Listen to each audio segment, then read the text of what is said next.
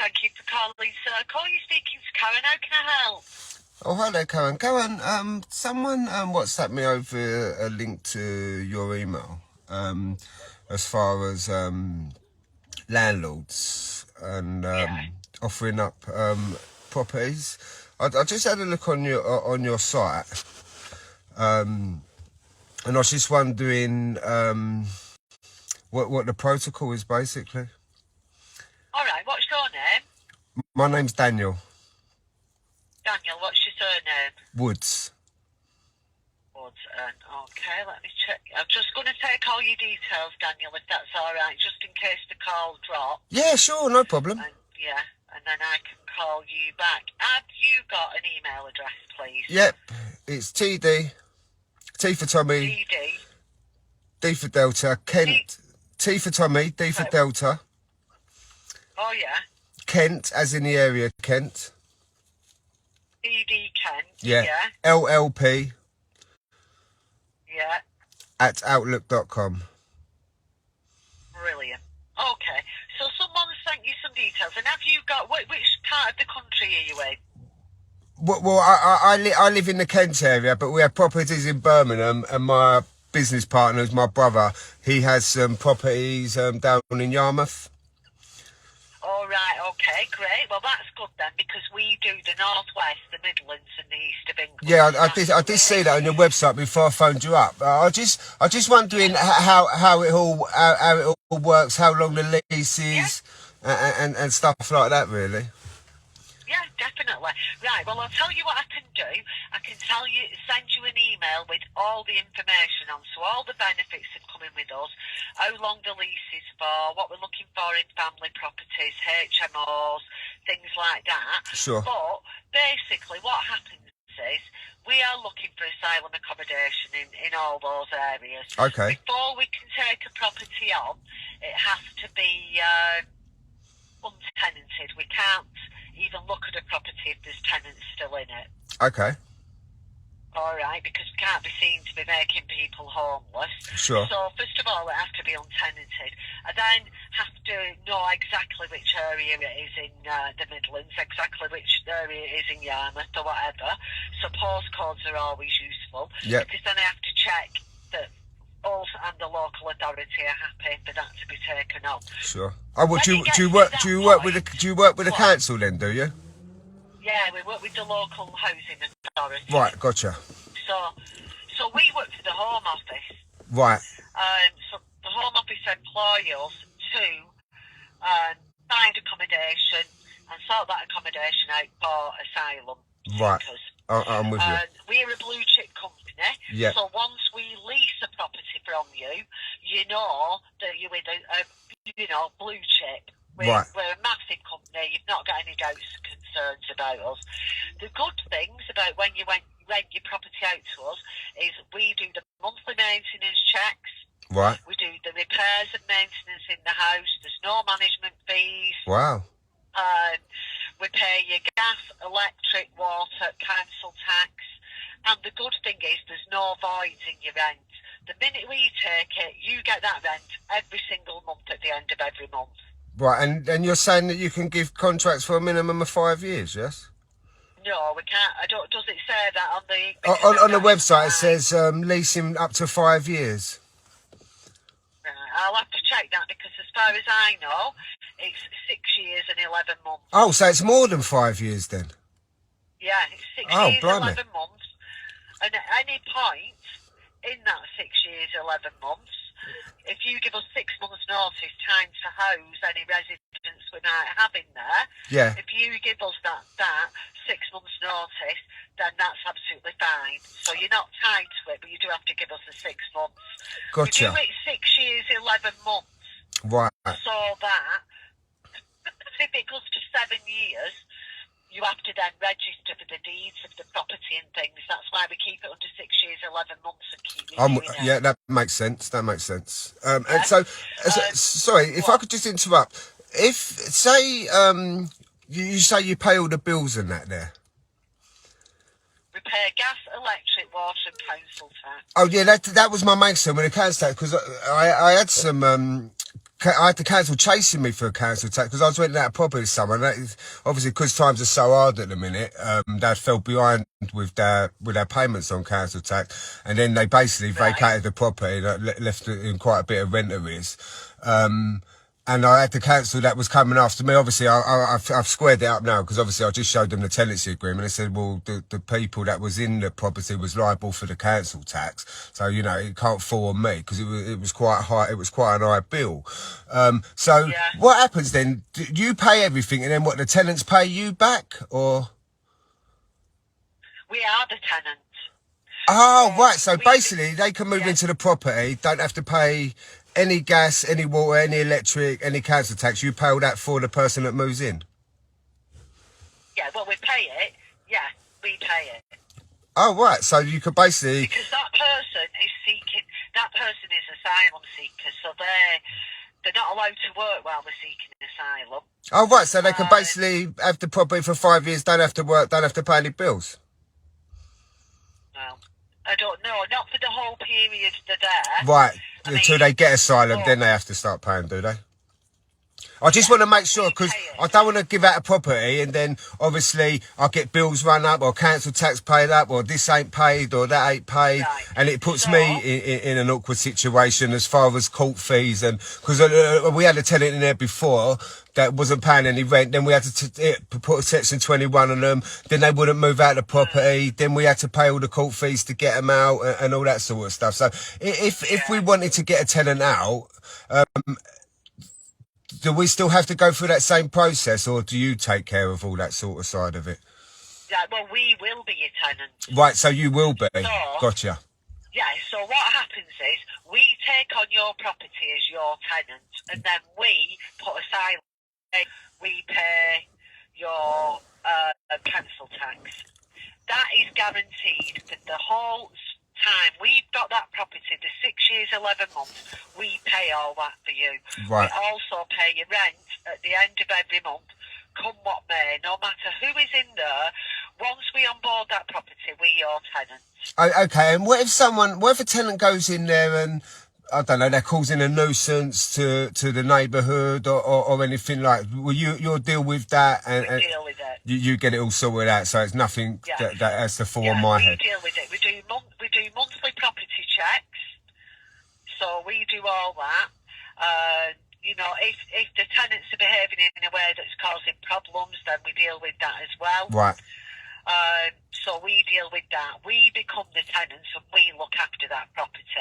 There's certain things in the lease that when landlords see it, they get a bit frightened about, which says things like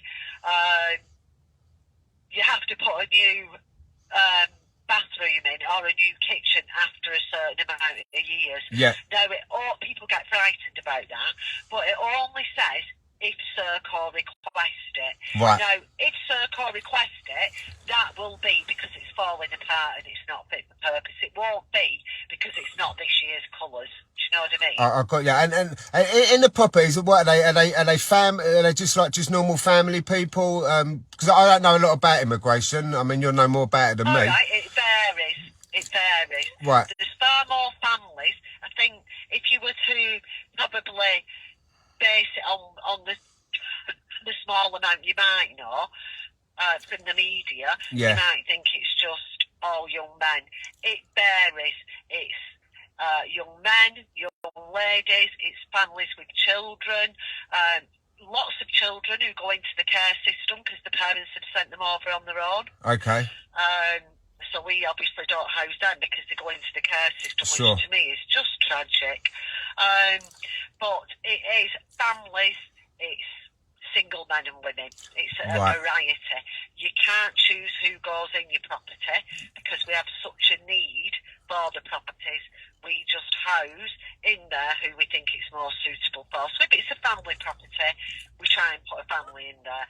If it's a HMO, then we put handfuls of people in there. So it really varies. Well, you'd be surprised at how many families there are, as well as single men and women. Sure. Yeah, because you know what it's like when you see all this rubbish on the BBC and all that. They just show like all these young men coming over, don't they? And so you know what? me, and I've been talking to my sons about this. Yeah. The media, does it ever say anything positive about anything anymore? No, it doesn't, to be quite fair with you. I mean, it is quite funny. I mean, I'm surprised, in all honesty, that the government hasn't set up some sort of scheme like this for actual homeless people in the UK.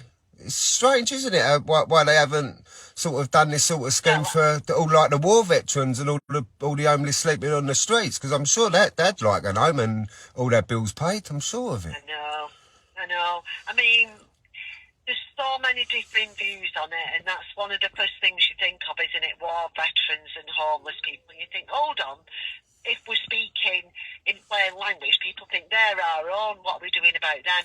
There's countless charities for veterans, there's countless charities for homeless people, there's countless hostels and things like that. Yeah. The thing is, we've not had a choice in these people coming to our country. They're all over Europe, and we take miles less than anywhere else in Europe, believe it or not. How many did we take in the UK then? Do you know? Or if they what, sorry? Do you know roughly how many we take in the UK then, or is it just not sort off of the top random? of my head. I just know it's significantly less than other countries. Gotcha. And other countries where they don't house them have major problems.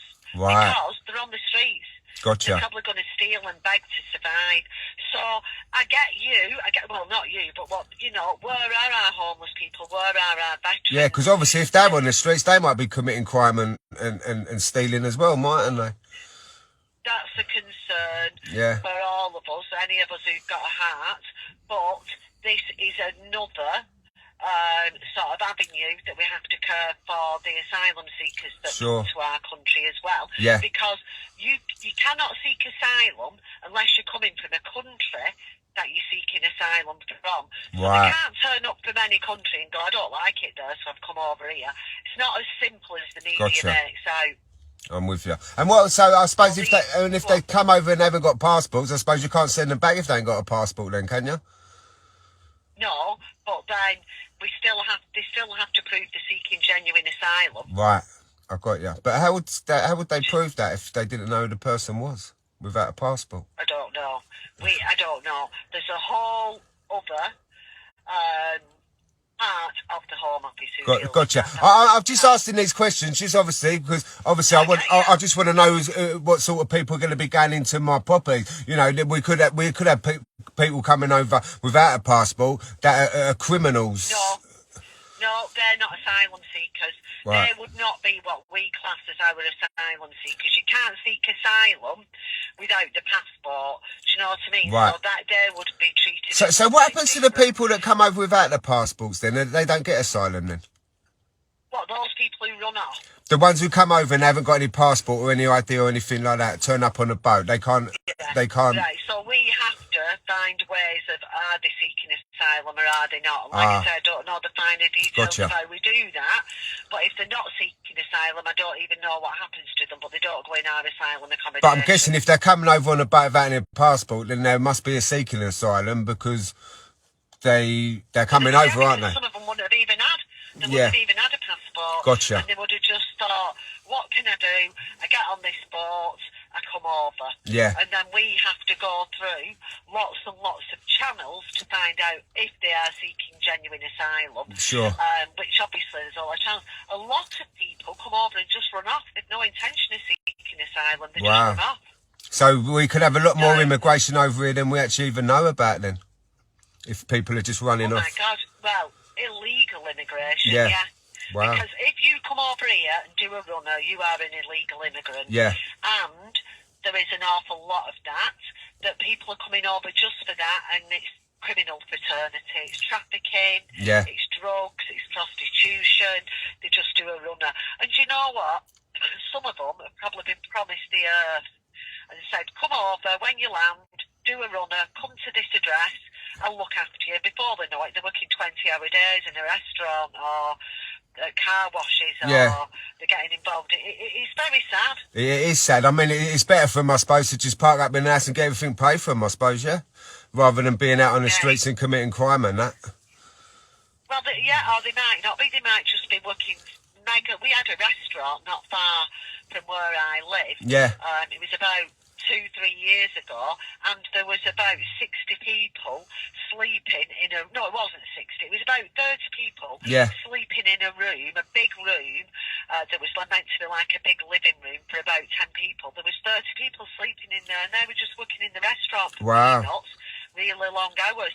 They were the sort who someone had said, come over here, it's the land of milk and honey. And they just did a runner, and then they've ended up being slaves, really. Yeah, so it's better to come over here and go through the proper channels and then have the land of milk and honey and have everything paid for you in the legal way, basically. Well, it's not everything paid for you. You only get it paid for you while you don't get everything paid for you. Oh, right. I mean, if you come over as an asylum seeker, you put in a holding centre. Yeah. Then you put in a hotel until we find a property. All you get is 3 meals a day. Right. You don't get anything else. Gotcha. So that's all they get then. It's just 3 meals a day. That's all they get. They can't claim anything while they're seeking asylum. They can't work while they're seeking asylum. So they don't get anything. They get the 3 meals a day. And a roof over their head, basically. So a roof over their head, and they'll get. And if you went to other countries where they weren't given a roof over your head, you'd soon see that we're definitely doing the right thing here.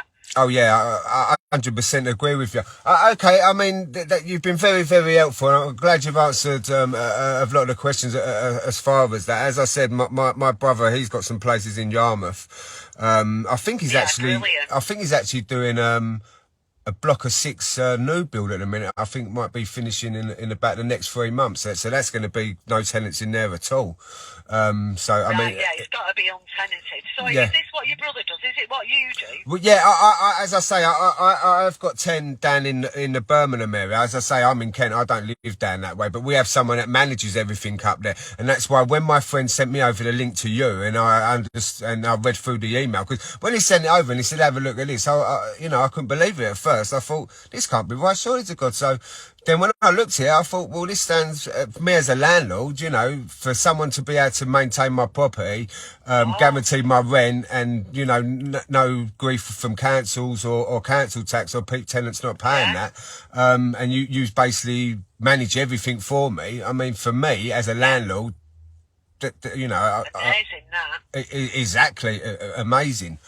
So that's why I phoned up just to... benefit. Yeah. When I speak to people, that is the biggest benefit to them. No management fees, no worrying about void periods, council tax paid and the utilities. We go in and do all the checking and everything else. It's worth its weight in gold, isn't it? It is. Do you also do the gas and electric safety certificates as well? No, you have to supply things like that. But what I'm going to do is send you an email that's got all the lease standards in it. It's got what we're looking for in family properties and HMOs. Yep. So it's got all that. It's got loads of information for you. It's got what we call a PCC pro forma on there. Right. So if you had an untenanted property and you wanted me to look into it further with a local authority, just fill that in and send it back. But the main thing is it's got loads of info that might start another conversation with us, might raise some more questions, but I'll fire it all over to you to have a look at. That's brilliant, Karen, and thank you for your time. You know what, my pleasure. Just let me check your email again. Yeah, sure. Is it TDKEN TLLP. That's it, yeah. TD Kent LLP, as in Limited Liability Partnership at Outlook. Right, I get you. And your name's Daniel. My name's Daniel, yeah. Yeah, brilliant. Well, I will send you an email over with all that on, and where you speak to your brother, do whatever. You can fire me an email with just one question, loads of questions. You can ring me on my direct line, whatever. Just give us a call and I can help you with anything. That's lovely. You've been very, very helpful, Karen, and I'll be looking forward to your email. Yeah, all right then, Daniel. Have a good afternoon. Cheers. Thank you. Have a lovely day. Bye-bye. Bye. You too. Bye. Wow. Well, there you have it. The government ain't set up any scheme for its homeless over here. It's happy for the veterans and all the other people to be committing crimes on the streets and all that. But as far as asylum, I mean, that is an absolute touch. You haven't got to work. You only get 3 meals a day and a roof over your head, you know. They are undone by, really. And you get all your council tax paid for. You get all your electric paid for. You get all your gas paid for. You've not got to worry about a thing, guys. Now, the people, and this again, this ain't no racist thing, and this ain't no bullshit. This is a moral compass thing. Before we start worrying about, I mean, you heard it there. I said, what if I was going to have criminals in that property? You know, oh no, but everyone's checked. But yeah, but if people ain't coming over without any passports and that, and she's admitted you can't send them back, then we don't know who these people are. So they could be criminals, they could be into all sorts of stuff. And that's why I was just trying to feed information, basically, and try and get as much out of Karen as I could, which she's, to be quite fair with you, I mean, you wouldn't want her as your Cody in a crime, because she'd sing like a canary. She'd give it all up, just like that. But obviously she's trying to give you all the incentives to hand over your properties. So she's feeding you all the information that you need. So basically, they are hard done by. They only get 3 meals a day and a roof over their head. And, you know, it's not the land of milk and honey. But it is the land of milk and honey. Once you get put in a property, you don't have to pay any rent. Because basically what Serco is saying is they're the tenant. So they are paying everything. They're paying the gas, the electric, the council tax, the rent. And the person that's going in there isn't the tenant. It's basically subletting. Is that even legal? Also working with the council. So all the people that are over here, you know, in emergency accommodations or homeless, or all the veterans that are homeless, and all the people and all that. That's why I said to her, you know, shame the government didn't think of a scheme like this for all the homeless over in this country. Park them up for a 6-year contract, pay all their bills, don't have to work. But then when you do start working, you know, you will have to pay something. Well, they might not want to work. They might just, you know, I might as well kick back. I'm getting everything paid for me. I'm getting 3 meals a day. I'm guessing them 3 meals a day as well, as they can't work, would be taken or getting delivered to them at them places, or they'll have some sort of an allowance, a benefit for them to be able to get their own food once they move into a property. But in the hotels, they only get 3 meals a day and a roof over their head. You know what I mean? Why we got all our English people over here, all living in doorways, not got a pot to piss in, having to steal, commit crime to eat. Mothers, single parents, can't pay council tax bills, got thugs coming round their door, shitting the life out of their vulnerable children. It's a choice of them having to put on heat or let their children eat. But there's no help for these people. Like, come over here without a passport, for an illegal activity, which it is, and you'll get 3 meals a day, you'll get a roof over your head. Once they find you a property, which landlords, from what she's just said there, if I'm a landlord and I've got loads of properties and I'm a greedy bastard and I want a stress-free life, I don't want to have to do absolutely anything but kick back and take paper, then that's the deal for you. It's not a deal for you, because you should have a fucking moral compass and say bullshit to this bollocks. But the trouble is, greed is always going to get people where they get people, because greed is a powerful thing. And there's a lot of greedy people out there, unfortunately. And why? Because, I mean, even a landlord now, a landlord could just do a non-fault eviction. All this is coming out. They've got this information. I've got 10 properties. Right, let's get 10 Section 21s in. Get these people out. I'm parked up there for 6 years, getting everything paid for. I've not got a fucking worry in the world. They do all my carpets. They do all my maintenance. They do all my checks. They are literally the tenant.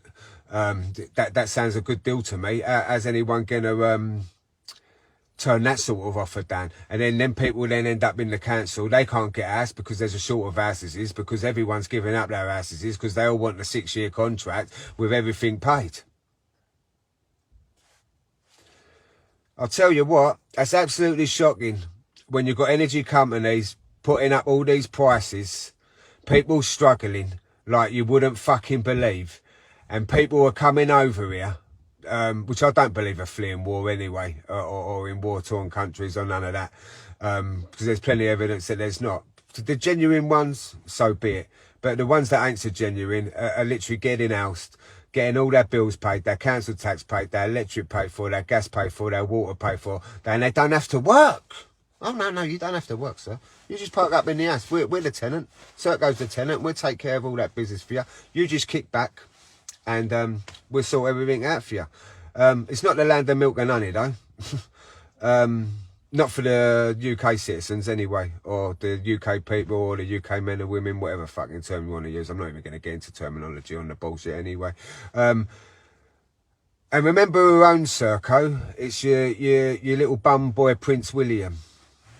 For anyone that don't know. And let's remember Queenie was the main shareholder in Bright House, that place that sells electrical goods to people at fucking extortion prices.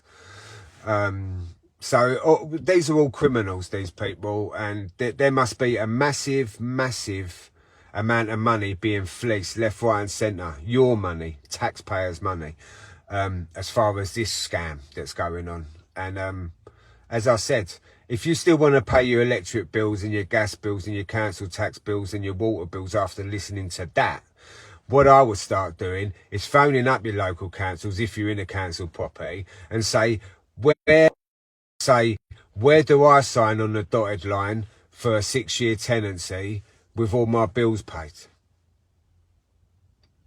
Where do I get that deal? Because they're getting that deal, but we're not. All equal before law, guys. Forget about asylum, forget about this, forget about that. These are just people that are coming over and milking the system and getting everything for free.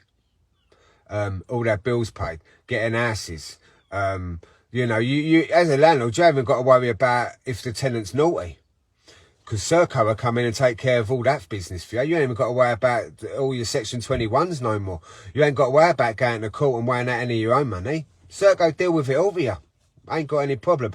I don't even want to put this video out because if landlords do see this, it might give landlords an idea to jump on it. It's like promoting Serco by doing this sort of stuff, which I'm not too happy about, really. But how do we get this information out so people can understand exactly what this fucking government's doing to them?